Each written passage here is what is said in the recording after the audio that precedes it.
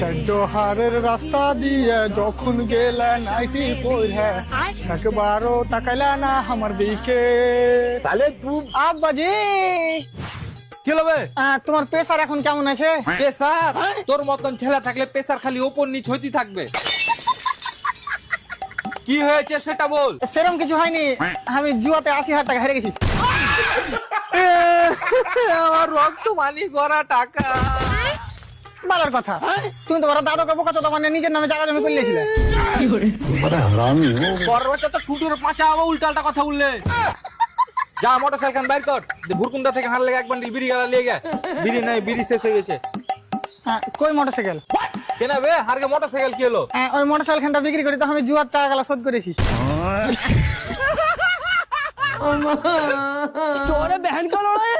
अबे साले তুই যা শুরু করেছিস, তুই দেখতে দেখতে আমাকেও বেচে দিবি। তোমার ফটো দেখ